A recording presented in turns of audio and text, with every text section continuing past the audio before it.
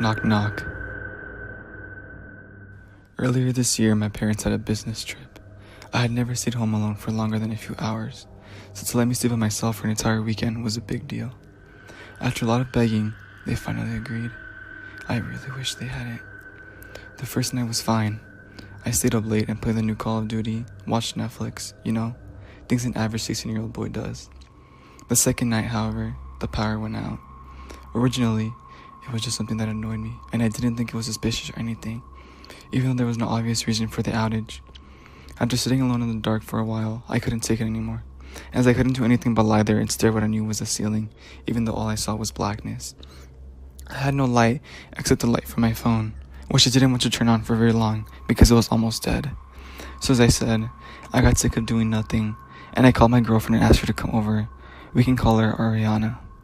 I couldn't go to her house because I didn't have a car. Plus, my parents made sure that I knew not to leave my home. The call was short and went something like this. Hey, can you come over? Why? Power's out and I'm bored. My parents won't let me leave the house. Fine. Give me 30 minutes. A few minutes after we hung up, I heard a knock on my door. Confused, I went to answer it. I don't know why I didn't check the people. God knows I wish now that I did. Maybe I could have seen something. The person who was behind all of this. I don't know. But when I opened the door, there was nobody there. Hello? I called. I was convinced Ariana was playing tricks on me. Nobody said anything. Come on, Ariana, it's not funny. Still nothing. I'm not gonna lie. I felt a little shiver roll down my spine when nobody went up to the prank. I tried not to think of much of it and went back inside, waiting for Ariana to actually show up. After an hour, I was getting worried. She had said 30 minutes and Ariana wasn't normally the late type. I tried to call her, but it went straight to voicemail. We're sorry, the number you have dialed. A few tries later, I was seriously freaking out. I kept telling myself that maybe her phone was just dead, but I couldn't bring myself to believe it. I called Ariana's parents, praying that they answered even though it was past 10, but to no avail. At this point, I was so worried that I almost called the police. I ended up wimping out. I didn't want to show up at my house alive and well right after getting off the phone with the cops.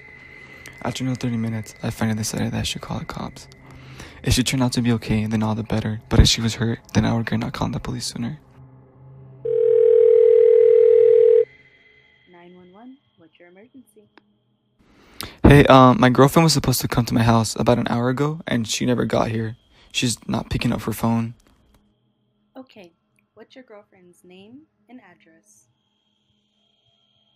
Hello? I dropped my phone in fear. I couldn't move. While I was talking to the operator, I had glanced towards my dad's office. The door was open, and in the dim light of the moon that came through the windows, I saw the silhouette of a man on his hands and knees under my dad's desk, teeth showing through the darkness. He was grinning.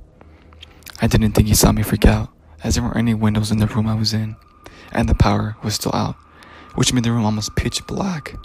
So I bent down and picked up my phone, pretending like it had been an accident. Hello? You're breaking up. Let me go upstairs and try to get a signal. As I went up the stairs, which were thankfully on the other side of the house of my dad's office, I heard it creak open. I kept going up like nothing happened. When I reached my room, I shut the door, locked it, and frantically told the operator what happened. There's a man in my house. I'm in my bedroom with the door locked. Stay on the line, please. What's your name and address? Before I could answer, I heard the doorknob turn, and a deep voice started yelling for me to open the door. After a moment of shouting, the doorknob stopped jingling, and everything went quiet.